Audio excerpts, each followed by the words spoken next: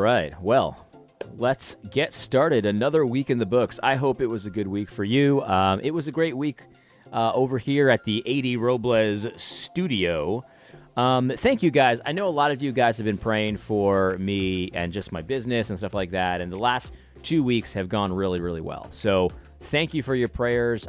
They've meant a lot to me. And after like a month of failure, we've had a couple weeks in a row of really solid returns and all that kind of stuff. So thank you very much.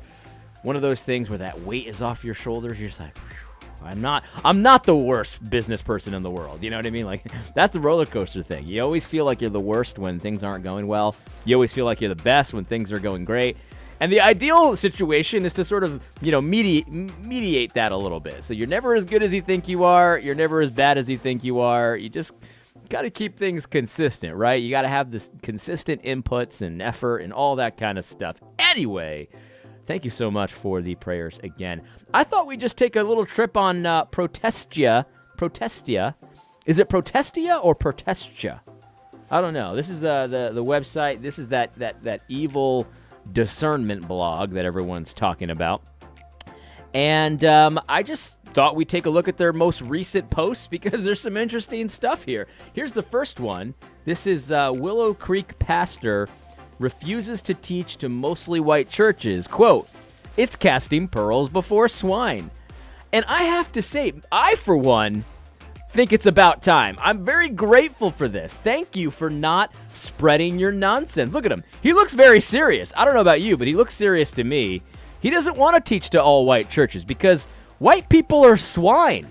Yeah, that's right. White people, you just don't cast your pearls before swine. I'm sure this guy has tons of pearls of wisdom for you. Yeah, he looks very serious. He kind of looks like that dude from the Green Mile. You remember the dude from the John Coffey?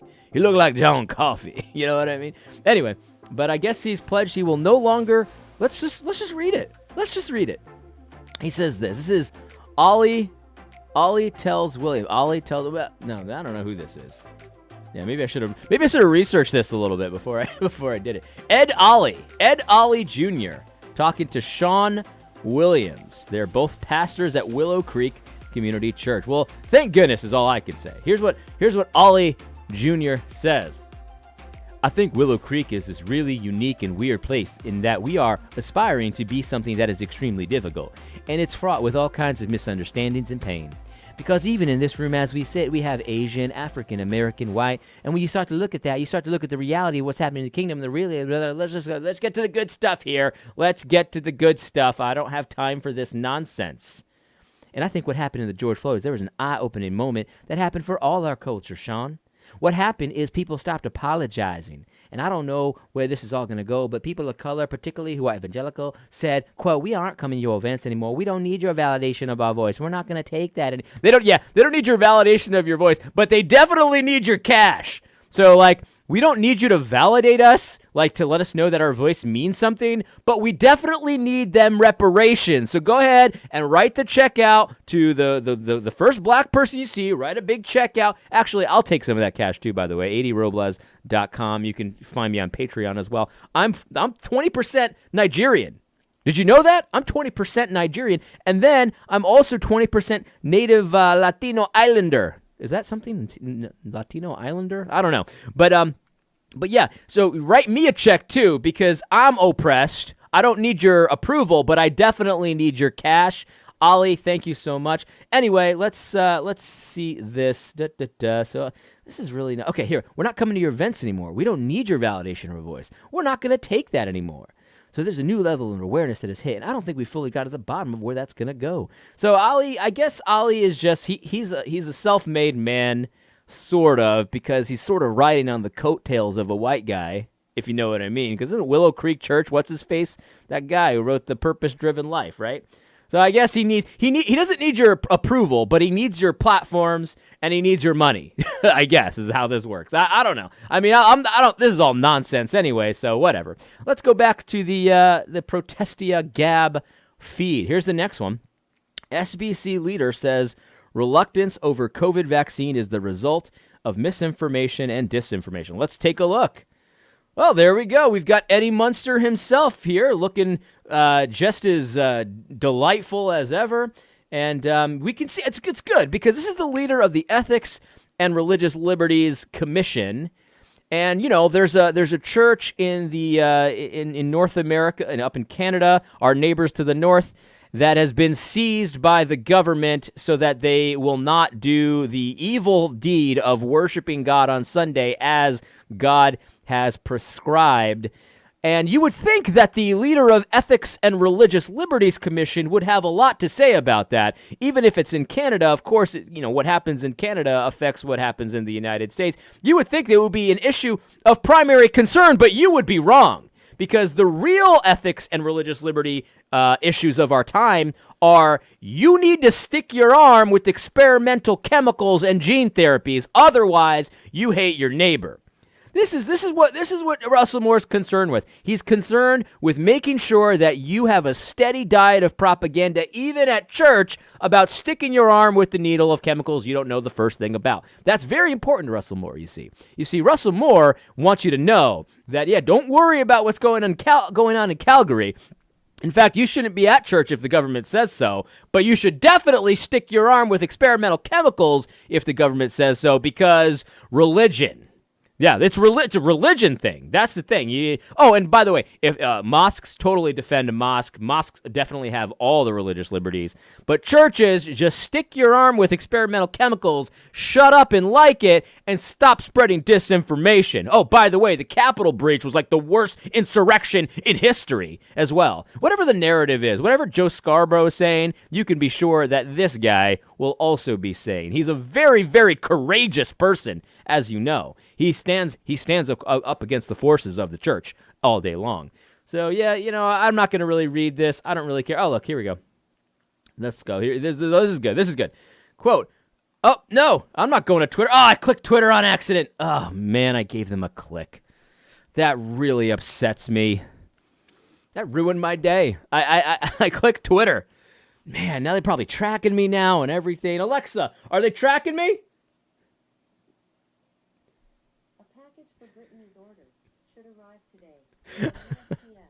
I got that CIA listening post right here. Listen, I figure if the CIA is listening, at least they're going to get some gospel. You know what I mean? Alexa, stop. All right. I know a lot of people look down on me for having an Alexa, but, I get it. Anyway, so here's what Dr. Moore says. He says, quote, "A vaccination is not only something that's acceptable for Christians, it's something we ought to thank God that we have the technology for, because it's going to get us back to doing the things that we need to do quicker," end quote. Well, I got news for you, Dr. Russell Moore. I'm already doing everything that I need to do. Everything. I go to the post office when I need some stamps, or if I need to check my P.O. box, or if I need to mail a package. I go to the store when I need some food, or I need some items or things like that. I go on walks. I go to church. I do everything that I normally do, and I am never, ever, ever going to get the vaccine because it's totally unnecessary. And while I do thank God for vaccines in general, this one is completely unnecessary, and that's the bottom line. A guy like Russell Moore, he thinks he needs Joe Scarborough's permission to do something, and as long as he has Joe Scarborough's permission, then he'll do it. This guy I'm going to move on. Protestia, back to the Gab profile. Here we go. This one I thought was really good. This one was really good. So Kyle Howard, he's talking about the bounty that's on his head again. So, of course, Protestia is increasing the bounty. Now, I do not condone bounties in any capacity, but this one is particularly hilarious because it isn't a bounty, of course. So apparently Kyle Howard on Twitter was saying that his mom was crying because he's got a bounty on his head. And anyone who knows what he's talking about, like a bounty's on your head, is like, either like you bring him into jail or you kill him or something like that. But obviously that's not correct, right? And you would think that a good son would be like, hey, Mom, don't worry about it. This is just internet nonsense, and it's not a real bounty. They just think that I wasn't in a gang. And so they're trying to find out if I really was, and they're going to pay someone for that information. And that's what a good son would say. But no, not Kyle Howard. Kyle Howard had to increase the drama, and he was like, Mom, I know, it's just so horrible. I fear for my life every day because of this bounty that's on my... He's lying about this. Obviously, it's not that kind of a bounty. It'd be very easy to disavow your mother of that fact. But man, like, it's just crazy. This is just crazy. And it's a hilarious bounty, by the way, the non-bounty bounty, because he claims that he was in the Crips, or was it the Bloods? I can't remember. These are the Crips over here. You could tell because they're all wearing blue. I don't remember if he claims he was in the Crips or the Bloods, but here he is looking really thuggish, ruggish, you know what I mean? But if you know anything about Kyle Howard, there's just no way he was in a gang. Maybe he was. I don't know. I guess he could have been harder back then, right? I mean, I guess he could have become like a child later in life. I suppose that is a possibility. But if you know anything about Kyle Howard, you look at him the wrong way and he melts, he falls apart. He's scared of James White, Dr. James White. You know, like the Dr. James White who's really into Star Trek and he's a biker and stuff like that. Like Kyle Howard is deathly afraid of that man. And like I can't think of another easier way to just prove beyond all that. He was never in the Crips. Maybe he was in the Crips, though.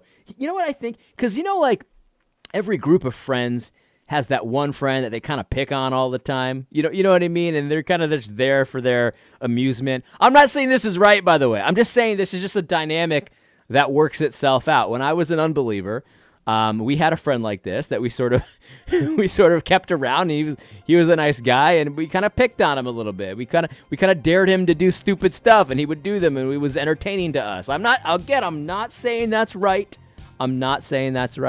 But maybe Kyle Howard was in the Crips in that way. Like, he was that guy where they're just like, hey, Kyle, hey, jump up and down in front of this guy. And they're just all laughing at him and stuff like that. Hey, pull your pants down, Kyle. You know what I mean? Like, that kind of thing. Like, I don't know. Maybe he was in the Crips. And then someone will actually collect this $3,500. In fact, this would be great because if he was in the Crips, you know, his mom should collect this $3,500. I think Kyle Howard's story, though, this is what makes it so preposterous. I think Kyle Howard's story is that he was in the Crips, but nobody knew. Like, nobody knew he was in the Crips. Like his mom didn't know, and nobody knew. Like, there's no evidence of it because he was actually doing really well in school. Like he was a battle rapper in the Crips, but he was also really good at Latin, which is possible. Rappers can be good at Latin, right? I'm not saying that's impossible. But the point is, that's like me saying, yeah, I used to be a baseball player, and I was a professional baseball player, but there's no evidence of it. Nobody ever knew about it because it was like in Korea, and they didn't keep track of stats until, you know, after I was done playing baseball. Like, I was totally in it, but there's no evidence of it, of course. And it was like a double life. I was living the double life, so you could never tell. So anyway, I don't really talk about Kyle Howard anymore. He's more of a tragic figure to me. It's very funny when he gets all crazy, but he's more of a tragic figure to me. You know, somebody needs to tell this guy that it's time to grow up, but he never will. He never will, because as soon as you tell him to grow up, then he's like, well, you're oppressing me. So anyway, that's all I have today. Maybe we'll do another video. Maybe we won't. We'll see what happens. There's always good stuff on Gab to talk about. But I hope you had a great week. I hope you have a good weekend coming up, and especially a good Lord's Day. If you're in Canada, worship on the Lord's Day with your church. Gather together with the saints. Sing songs, hymns, and spiritual songs. Psalms, hymns, and spiritual songs unto the Lord. Take the Lord's Supper, I should say, and listen to the preached word of God on Sunday with your brethren, and, whatever happens, and pray to the God to protect you and all of that kind of thing. This is the time to stand up to this nonsense. I hope you found this video helpful. God bless.